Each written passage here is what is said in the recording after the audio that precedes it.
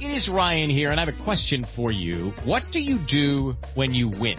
Like, are you a fist pumper, a woo-hooer, a hand clapper, a high-fiver? If you want to hone in on those winning moves, check out Chumba Casino. Choose from hundreds of social casino-style games for your chance to redeem serious cash prizes. There are new game releases weekly, plus free daily bonuses. So don't wait. Start having the most fun ever at ChumbaCasino.com. Sponsored by Chumba Casino. No purchase necessary. VGW Group. Void where prohibited by law. 18 plus. Terms and conditions apply. The Avengers radio series, a cultural phenomenon in South Africa back in the 1970s. South Africa was a country with no national television service. It wasn't until 1976 that the country would get its first taste of television broadcasts. But before that, radio was the primary medium of entertainment and information for the masses. This was the context when The Avengers, a British spy FI series, made its debut on South African radio and became a cultural phenomenon. The Avengers was a British television series that originally aired from 1961 to 1969. The show revolved around the adventures of John Steed, a suave and sophisticated secret agent, and his various female associates. The series was a unique blend of traditional spy thriller elements with science fiction and fantasy, which set it apart from other shows of its time. While the series was hugely popular in the UK and had also made a significant impact in the American markets, being one of the rare British series given a network transmission slot, it was virtually unknown in South Africa. This was primarily due to the lack of a national television service in the country until 1976. However, as a film series, The Avengers was able to gain some exposure in South Africa through film rentals. But it was the launch of the radio series that truly brought The Avengers to the masses in South Africa. Come and listen at www.myclassicradio.net. Hey, Abbott, what time is it? It's time for the Abbott and Costello Show. We're on the air for ABC here in Hollywood. Well, what are we waiting for? Let's go with the Abbott and Costello Show.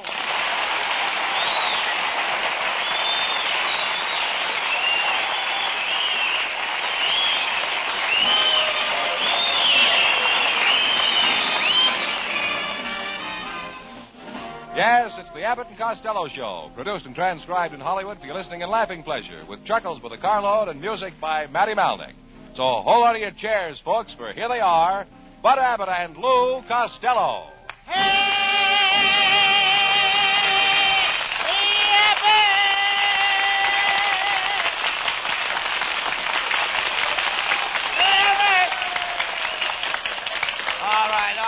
All right. Cut out that yelling. What's all the excitement?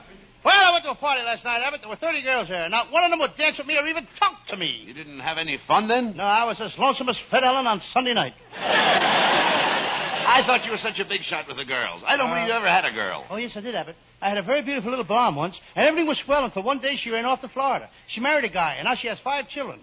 After that, we just sort of drifted apart. She had...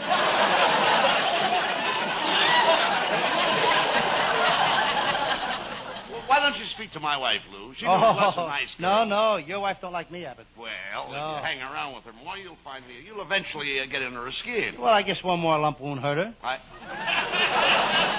How can you talk that way about my wife? Remember the first night you met her? Yes. The minute she walked in the room, I said, there's either an ugly woman or a good-looking man. Costello, do you know you're getting more stupid every day? Gee, thanks, Abbott. I'm glad to know I'm not stagnating. Oh, get it.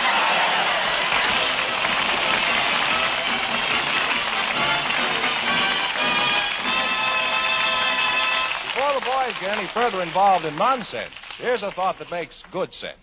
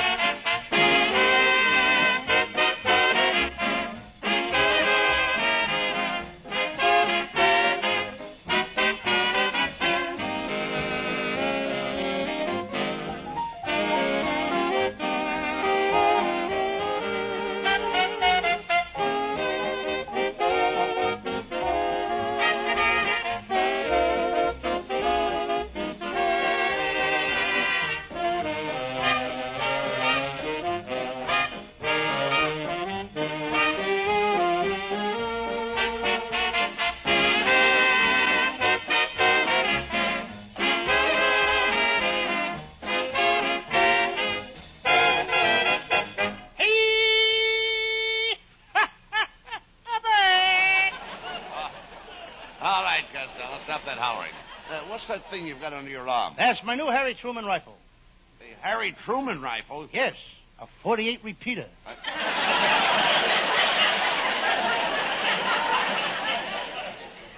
What happened to you last night? I called your house and you weren't home.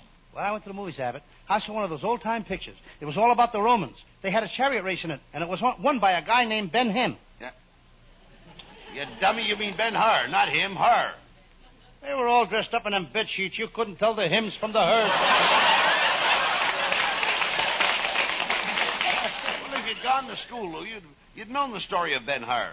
Did you go to school, Abbott? Oh, certainly. I started in nursery school, then I went to kindergarten. So what? I started in nursery school. I went to kindergarten. And I went from kindergarten to grammar school. So what? I went to kindergarten to grammar school. I went from grammar school to high school. Do you think there'll be a shortage of meatballs this summer?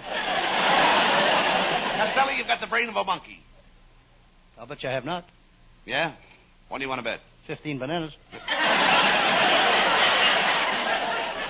Trying to insinuate that I'm ignorant? Abbott, you're nothing but a Hollywood character. Oh, what's a Hollywood character? A jerk with a personality. I'll ignore that remark because of your ignorance. Who's ignorant? When I went to school, I specialized in history. I can name off all the most important dates in history. All right, go ahead. Name some important dates. Well, I will. There's 1492, 1776, 1812, 1917, Rita Hayworth. Now, wait a minute. Rita Hayworth is not an important date. Ali Khan seems to think so. Costello, why don't you listen to me? Take my advice once in a while. I'm your friend. I realize that you're an idiot, and I want to assist you, Lou. What good can you do me? You're just an assistant to an idiot. Well, just look at you. You're dumpy, squatty. Now, hold it, Abbott. What do you mean? Hold it. What do you I'll mean? go for so much, and that's all. Now, it's not my fault that I didn't grow tall like the other boys. When I was a little boy over in Scotland, I used to play the bagpipes, but it gave me pneumonia. Wait a minute. Now, look. Wait a minute. How could playing the bagpipes give you pneumonia? There was a leak in the bag, and the air kept blowing up my kilts.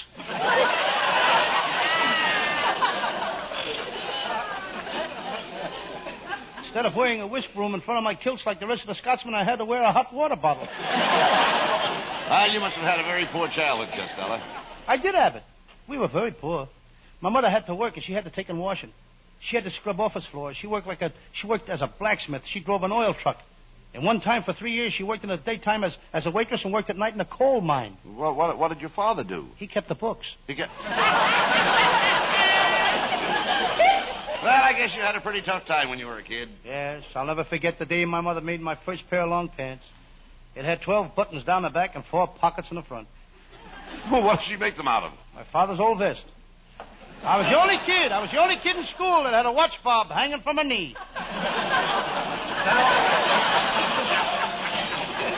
Were you very popular with the other kids in school, Lou? Oh, I was a pitcher on a baseball team. What a pitcher I was. I had a drop ball, a slow ball, a curve ball. Did you have a screwball? That was before I met you, Abbott. You dummy, you ought to be back in school right now. For your information, Abbott, I'm keeping steady company with a red-headed school teacher. What does she teach? She has a high school class of men all over 40 years old. 40-year-old man? Why don't they go to college? When she gets through teaching them, there's nothing else to learn. Running around with a school teacher. Why don't you find a nice girl and get married? I'm going to, Abbott, as soon as I get some money. Money. Costello, don't worry about money. Do you realize what money is? Money is the root of all evil. Money is an invention of the devil. Money is filthy lucre. Money causes misery. Money. That's what I think of money. May the Bank of America... Hello, it is Ryan, and we could all use an extra bright spot in our day, couldn't we? Just to make up for things like sitting in traffic, doing the dishes, counting your steps, all the mundane stuff. That is why I'm such a big fan of Chumba Casino. Chumba Casino has all your favorite social casino-style games that you can play for free anytime, anywhere with daily bonuses. So sign up now at ChumbaCasino.com. That's ChumbaCasino.com. Sponsored by Chumba Casino. No purchase necessary. VGW Group. Void where prohibited by law. 18 plus. Terms and conditions apply. 21st Precinct, aka 21st Precinct and 21st Precinct, was a police drama broadcast on CBS Radio from July 7, 1953 to July 26, 1956. It was initially a summer replacement for My Friend Irma. The program was produced in cooperation with the Patrolmen's Benevolent Association of the City of New York and presented adaptations from true criminal records in New York. From the policeman's point of view. Historically, the 21st Precinct had been located near Gramercy Park in Manhattan, but in 1929 the department reorganized the precinct numbering, and the 21st designation was dropped from use. No such precinct existed during the show's run, nor does a 21st exist today. However, the fictional precinct's territory corresponds closely to that of the Upper East Side's 23rd Precinct as it has existed since 1929. Stanley Niss was the producer, writer, director. The role of Precinct Captain Frank Kennelly was played by Everett Sloan for the first 109 episodes and briefly in episode 135. During episode 109, Captain Frank Kennelly was promoted to deputy inspector and reassigned out of the 21st Precinct. He was replaced by Captain Cronin James Gregory, 1955-56, and Les Damon, 1956. Other cast regulars were Ken Lynch as Lieutenant Matt King, Harold Stone as Sergeant Waters, Jack Arissa as Sergeant Collins, and Santos Ortega as Lieutenant Gorman. The program's announcer began the program's opening each week. 21st Precinct. It's just lines on a map of the city of New York. Most of the 173,000 people wedged into the 9/10 of a square mile between Fifth Avenue and the East River wouldn't know, if you asked them, that they lived or worked in the 21st. Whether they know it or not, the security of their persons, their homes, and their property is the job of the men of the 21st. At that point the lead actor would complete the introduction. The 21st Precinct. 160 patrolmen, 11 sergeants and 4 lieutenants of whom I'm the boss. My name is Kennelly. Frank Kennelly. I'm captain in command of the 21st. Art Hanna, Bob Hill, and Hugh Holder were the program's announcers. The series was produced by John Ives. It was usually directed and written by Stanley Niss. Another source lists Niss as producer. Come and listen at www.myclassicradio.net. Have mercy on your soul.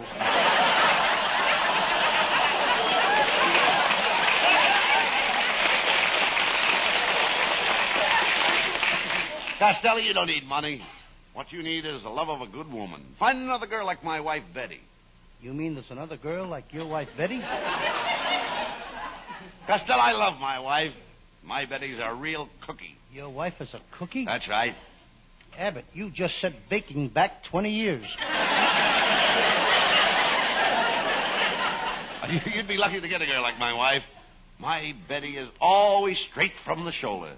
Who wants a girl that's straight from the shoulder? I like the girl that curves.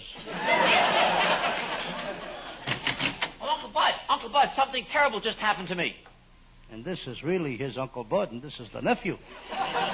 We don't kid about it. He's got to work. Abbott's nephew. Pay attention to what he says, folks. This may be his last performance. What is it, Norman? Nephew Norman? Why are you so excited? Well, Uncle Bud, when I was coming through the pass in the mountains, a mountain lion jumped right in the car beside me. Yes, then what happened? The lion killed me!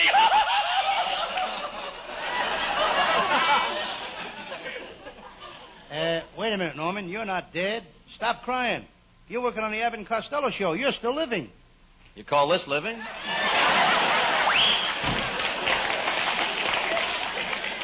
Really, though, sincerely, there goes a brilliant boy.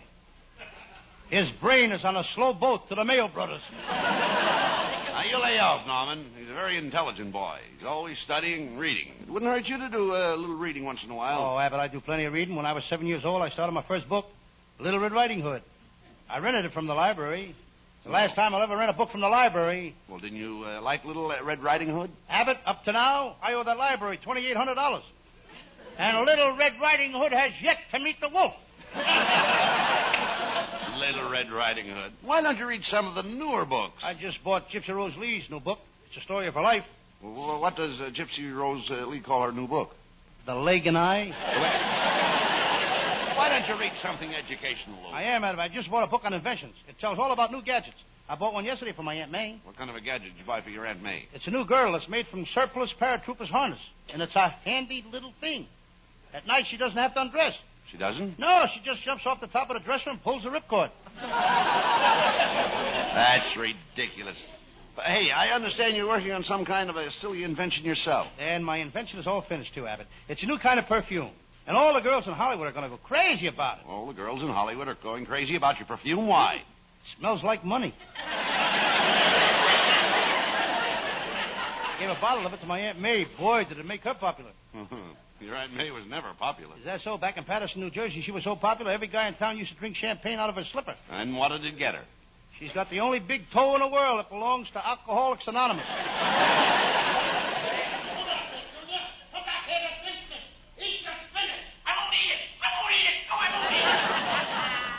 Mister, what's going on here? That's this darn kid of mine. He won't eat his spinach. Junior, you've got to eat your spinach. I ain't gonna do it. I don't like spinach.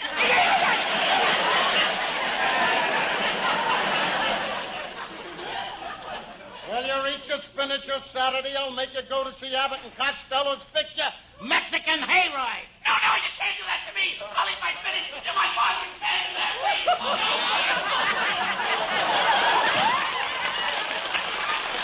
Abbott, I'd like to take that kid over to Santa Anita Saturday. What for? I want to drop him in a claiming race. Oh, hello, boy. Hey, look, Costello, it's Viola.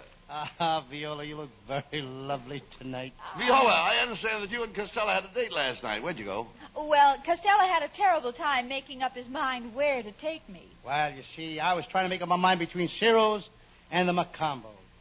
But we finally went. Where? To a hamburger stand between Ciro's and the Mocambo. Well, don't you worry, Viola. After we're married, things will be different. We'll have lots of little ones, and they'll all look like me. Oh, gee, I'd always planned on having children. I'd plan on having a few laughs here. Are you sure you're reading the same script? Lou, you shouldn't be jealous of me. I don't want to be a comedian. I don't want to make people laugh. Okay, then you read my lines. Costello, you can't be funny without me. You need me. Why, where would Edgar Bergen be without Charlie McCoffey? Where would Amos be without Andy? That's true. Certainly. One thing goes with the another. Like Dorothy L'Amour. Where would she be without her sarong? I don't know, but I sure would like to be there. Costello, I think you're girl crazy. I'm not the girl for you. But, Viola, you can't leave me. What would I do without you? Don't worry about that. I'll fix you up with a girlfriend of mine. Oh, you'll be just crazy about this girl. When she meets you, she'll rush over and she'll throw her arms around you like this. Yes. And she'll squeeze you like this. Yes. And she'll kiss you like this. And this. And this. And this.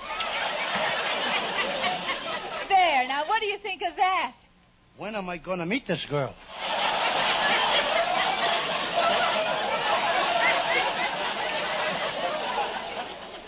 Viola, why don't you take pity on Costello and marry him? Then you'll be known as Mrs. Louis G. Costello. G? Oh, what does the G stand for, Costello? Don't you tell her, Abbott. Come on now. What does it stand for? George? No, I don't want to tell you. Oh, come on, Costello. What does the G stand for?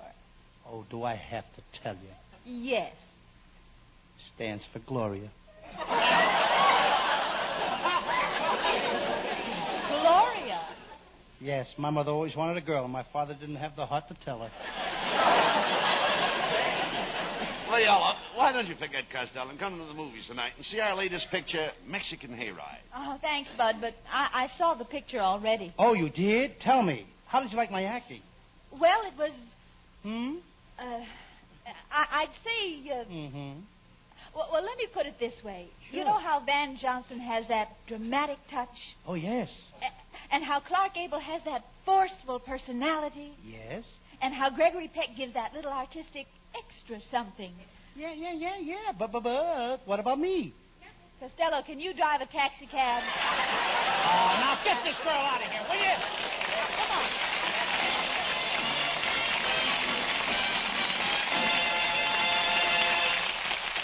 That's only half the fun, folks. Just as many laughs yet to come. But first, listen to this.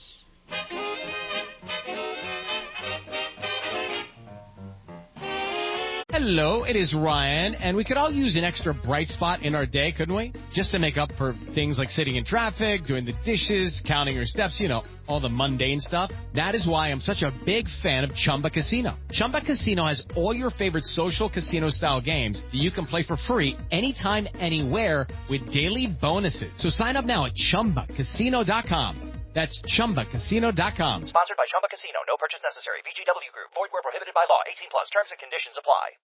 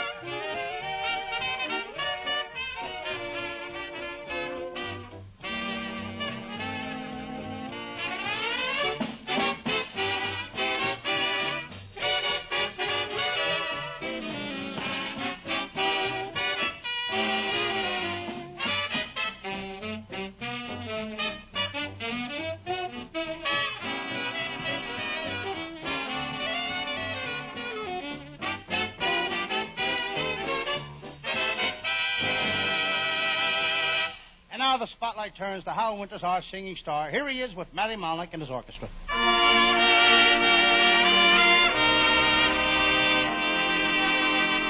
I caught you, sir, having a look at her as she went strolling by. Now, didn't your heart beat boom, boom, boom, boom, boom, and didn't you sigh a sigh? I warn you, sir, don't start to dream of her. Just bid such thoughts be gone, or it'll be boom, boom, boom, boom, boom, boom, boom, boom, boom, boom, from then on. For once in love with Amy, always in love with Amy, ever and ever fascinated by her, sets your heart afire to stay. Once you're kissed by Amy, tear up your list, it's Amy. Ply her with bonbons, poetry and flowers, moon a million hours away. You might be quite the fickle-hearted rover, so carefree and bold, who loves a girl and later thinks it over and just quits cold. But once in love with Amy, always in love with Amy, ever and ever sweetly you'll romance her. Trouble is, the answer will be that Amy'd rather stay in love with me.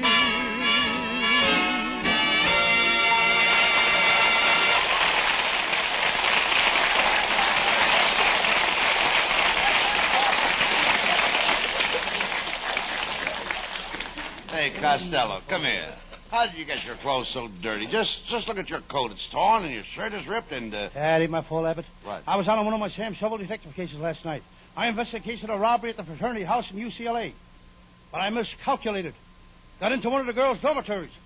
How did you manage to do that? By careful miscalculation. Costello, instead of running around nights on those silly Sam Shovel cases, you should stay home. Oh, I do stay home a lot, Abbott. Every night last week I stayed home. I cleaned the house. I got a terrible servant problem. I find it very difficult to hold a maid. Now, what makes it so difficult for you to hold a maid? My mother keeps walking in the room. Never mind that. I understand you took your brother Pat to the movies last night. Oh, yes. But I ain't taking Pat to the movies no more. He acts very strange. The minute we got into the movie, Pat put his hat under the seat. Well, what's strange about that? What's the men put their hat under the seat? While their head is still in it. Oh, talk sense. Hey, wait a minute. Come here. What is that big manuscript you're carrying under your arm? Well, I didn't want to tell you, but it's a book that I wrote. A book you wrote? It's the first chapter. The hero is threatened by a mad doctor who tries to remove his head. In the second chapter, he meets a demented butcher who tries to put him in a meat grinder. Then it ends where 3 maniacs tie him to a tree and a squadron of wild woodpeckers peck holes in him. But nobody wants to publish it. Why not? I guess people are sick of them mushy love stories. What is your Sam Shovel detective story about tonight? Well, tonight I do one of my most famous cases. I call it the case of the photographer who was stuck up in a dark room, or he was caught with his prints down. Well, sounds terrible, but let's do it.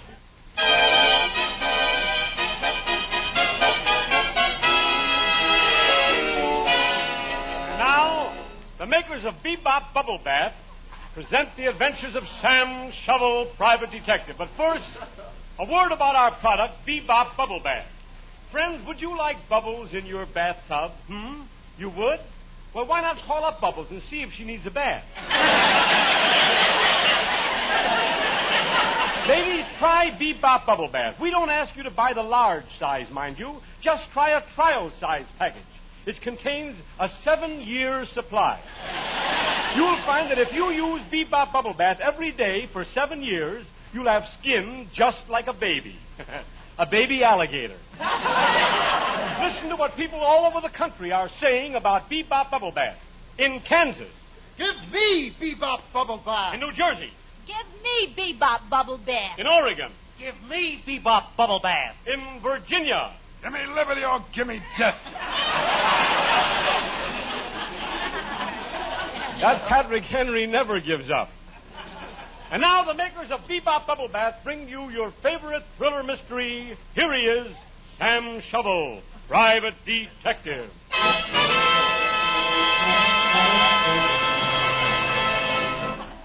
Yes. I'm Sam Shovel. Sam Shovel, Private Detective. The detective business has been mighty slow lately. Last night, having nothing to do, I went to a big public library and buried my nose in a book. This morning, I had a heck of a job finding it. I forgot what book I buried it in.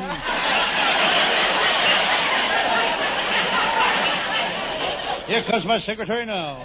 Did you call me Mr. Shovel? Don't be silly. Why should I call you Mr. Shovel? My name is Mr. Shovel. By the way, Miss Jones, did you find the file on that crook, Joe Kirk? What's his name? Who? Joe Kirk. Never heard of him. Miss Jones, you and I have got to work late in the office tonight. Are you prepared? Oh, yes. I brought my brass knuckles, my fencing mask, and a baseball bat. Clever girl. She's so stylish. She was voted one of the 10 best-dressed women in Azusa. That's not so remarkable when you consider there's only 9 other women in Azusa.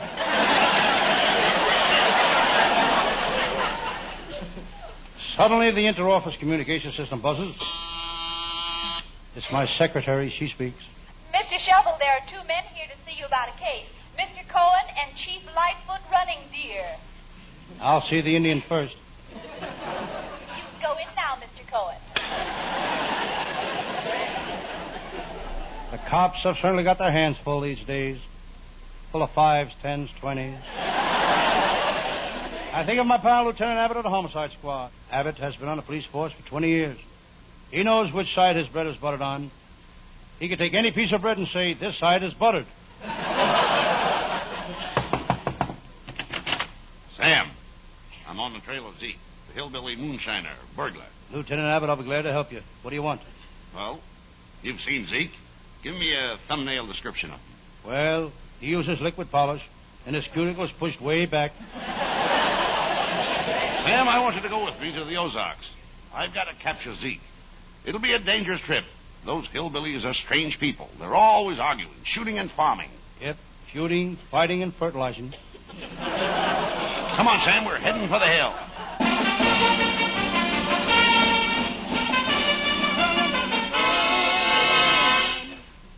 Lieutenant Abbott and I arrived in the hillbilly country. Sam, these hillbillies are strange people, but you'll have to admit they're solid citizens. They've got both feet on the ground. They've got to have both feet on the ground. They don't wear shoes. I read in the papers where a 75-year-old hillbilly wanted to marry a girl 9 years old. Did he marry her? Nope, his parents objected.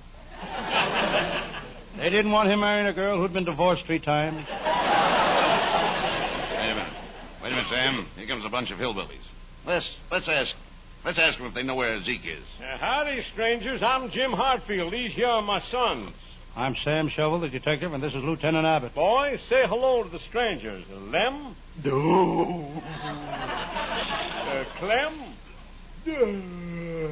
Bert? Sir? Bert went to military school.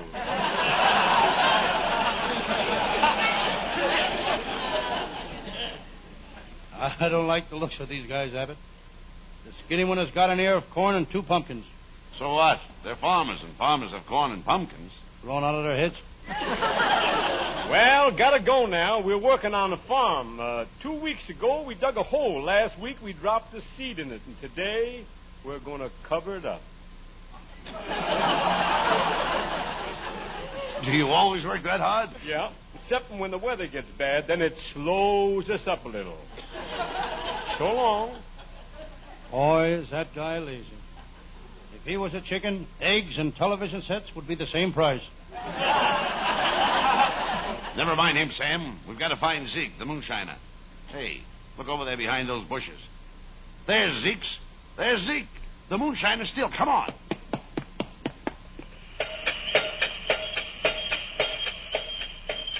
Hey, look.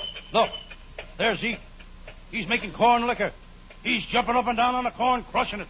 Hold on there, Zeke. We've got you covered. You're under arrest. Stop mashing that corn with your feet. What are you doing? I'm making some 90 proof corn liquor. And tomorrow I'm going to make some that's 100 proof. How do you do that? For that, I take off my shoes. Zeke, how do you make that corn liquor? Well, first I mash up the corn. Then I dump in a gallon of turpentine. Then a gallon of Clorox. And 2 quarts of juniper juice. Don't you put no alcohol in it? Why? Ruin the taste? Zeke, we're taking you to jail. Sam, grab some of that moonshine for evidence. And you better taste it to make sure we got the right stuff. Lieutenant Abbott, you know I never touch the stuff. So you're a brave detective, eh? Sam Shovel, eh? Go ahead, you coward. Taste it. That stuff will grow hair on your chest. He's only kidding, Sam. Go ahead and taste it. Okay.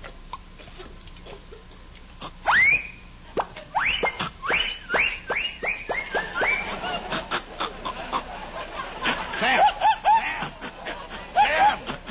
Speak to me, Sam. Don't stand there, Lieutenant. Call a barber. This hair is so thick I can't see where I'm going. Get me out of here!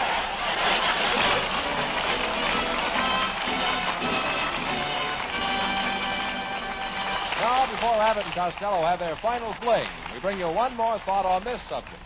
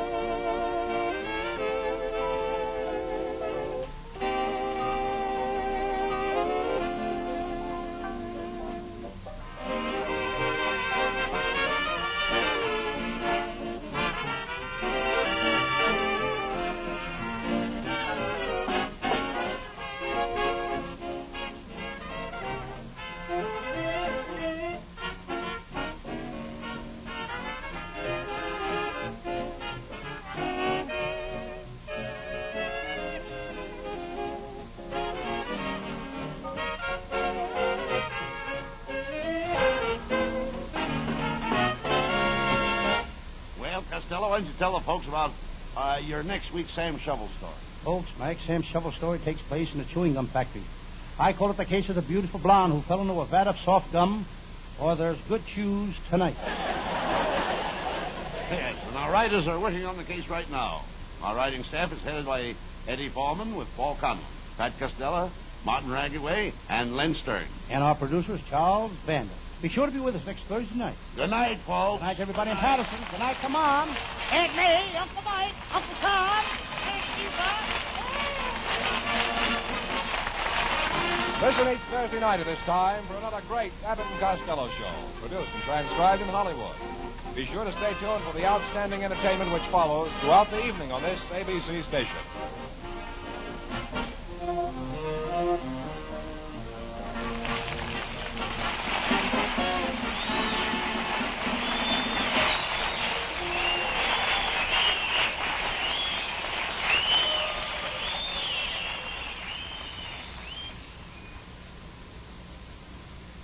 It is Ryan Seacrest here. There was a recent social media trend which consisted of flying on a plane with no music, no movies, no entertainment. But a better trend would be going to ChumbaCasino.com. It's like having a mini social casino in your pocket. Chumba Casino has over 100 online casino-style games, all absolutely free. It's the most fun you can have online and on a plane. So grab your free welcome bonus now at ChumbaCasino.com. Sponsored by Chumba Casino. No purchase necessary. VGW Group. Void where prohibited by law. 18 plus terms and conditions apply.